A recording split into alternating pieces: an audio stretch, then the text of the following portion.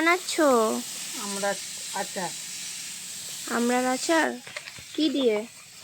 গুড় দিয়ে। গুড় দিয়ে। এখানে এক বাটি গুড় রয়েছে।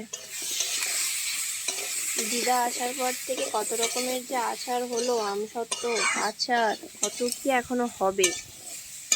আমড়াগুলো ছিল গাছের, তো পেরে সেগুলোকে মনি রেখেছিল। ভেবেছিলাম এমনি ডাল বা কিছু চাটনি করে খাবো। দিদা বললো যেহেতু গুড় আছে, গুড় দিয়ে এদেরকে আচার বানিয়ে দিই, এই আচারটা তোরা খাবি সারা বছর ধরে ধরে। যদিও সারা বছর থাকবে না, এই কদিনেই শেষ হয়ে যাবে। আমার পাপা যে আচার খেতে ভালোবাসে, আর আমিও। গুড়টাও পড়েছিল বাড়িতে। আর উনুনে রান্না হচ্ছে,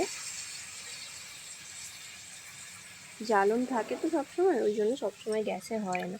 আর গ্যাসের থেকে উনুনের রান্নার স্বাদ কিন্তু আলাদা, খুব টেস্টি হয় কাঠের জালের যদি বানানো হয়। ওই যে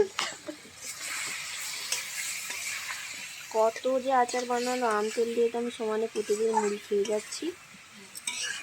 আর মিষ্টি আচার, আমসত্ত্বগুলো দেখিয়েছিলাম না, বরফি কাটিং করে রেখেছে। তরকারি করে নেবো, এরপরে আবার রান্নাও বসবে।